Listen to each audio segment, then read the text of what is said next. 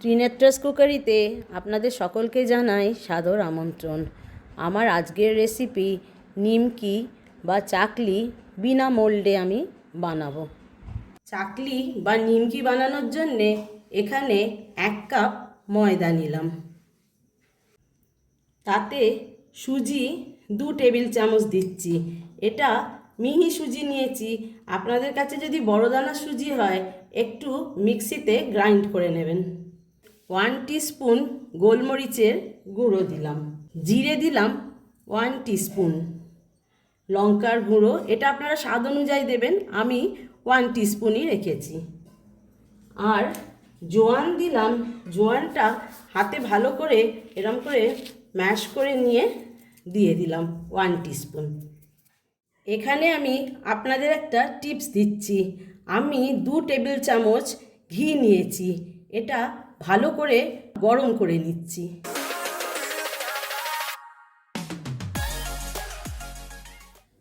এইভাবে গরম করে দিলে নিমকিটা বা চাকলিটা খুব খাস্তা হয়। নুন দিলাম, এটা আপনাদের স্বাদ অনুযায়ী দেবেন, দিয়ে মিক্স করে নিচ্ছি। গরম তো তাই চামচ দিয়ে মিক্স করছি, এরপরে হাত দিয়ে মেখে নেব। এইভাবে হাত দিয়ে মেখে নিয়ে দেখুন ময়নটা কিরম ভালো হয়েছে, এরম ডালা হয়ে যাচ্ছে। এবার এতে অল্প অল্প করে জল দিয়ে একটু নরম করে মেখে নেব। ময়দাটাকে এইভাবে নরম করে মেখে নিতে হবে। যারা আমার চ্যানেলটিকে সাবস্ক্রাইব করেছেন তাদের অনেক অনেক ধন্যবাদ পাশে থাকার জন্যে। যারা এখনও করেননি আমার পুরো ভিডিওটি দেখে একটু সাবস্ক্রাইব করে দেবেন। ময়দাটা মেখে নিয়ে এটাকে 10 মিনিটের জন্যে ঢাকা দিয়ে রেখে দেবো। ওপরে একটু সামান্য ঘি লাগিয়ে দিয়েছি যাতে শুকিয়ে না যায়। 10 মিনিট পরে ফিরে এলাম। এবার ময়দাটাকে আরও একবার হাত দিয়ে মেখে নিচ্ছি। এখানে আমি সুজি ব্যবহার করেছি, আপনাদের কাছে যদি সুজি না থাকে আপনারা ওই পরিমাণেই চালের গুঁড়ো ব্যবহার করতে পারেন। এবার ময়দা থেকে একটা লেচি কেটে নিলাম, নিয়ে বেলে নিচ্ছি। এটা পাতলা করে বেলা হবে, বেশ পাতলা করে বেলবেন, তাহলে জিনিসটা আরও ক্রিস্প হবে। এরকমভাবে পাতলা করে বেলে নিয়েছি।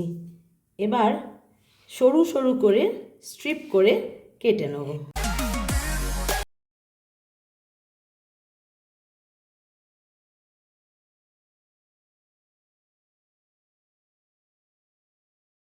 এইভাবে কেটে নিয়েছি।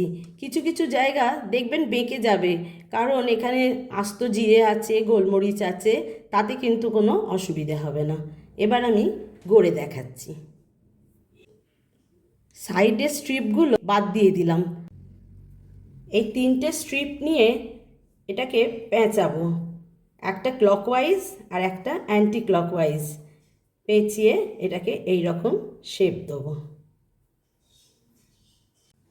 এইবার পেঁচিয়ে নিয়ে এটাকে রাউন্ড শেপ দেবো, এইরকম চাকলির মতন, দিয়ে নিচে এটাকে প্রেস করে আটকে দেবো। ভালো করে না আটকে দিলে তেলে ছাড়ার সময় খুলে যাবে। বাকিগুলো গড়ে নিয়ে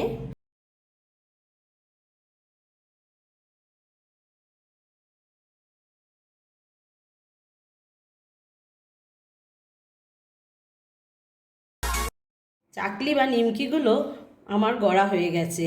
এতে আমি ঘিয়ের ময়ন দিয়েছি, আপনারা যদি চান এতে সাদা তেলেরও ময়ন দিতে পারেন, খেতে কোনো অংশে খারাপ হবে না। এবার আমি আপনাদের ভেজে দেখাচ্ছি।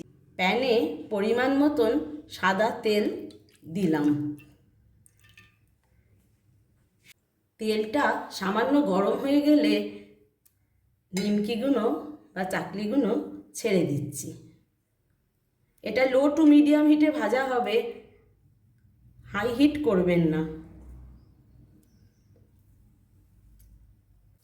এটা 1 পিঠ ভাজা হয়ে গেলে উল্টে দেব।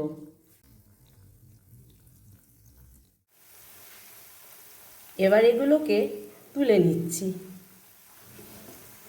এইভাবে বাকিগুলো ভেজে নিচ্ছি, নিয়ে ফিরে আসছি।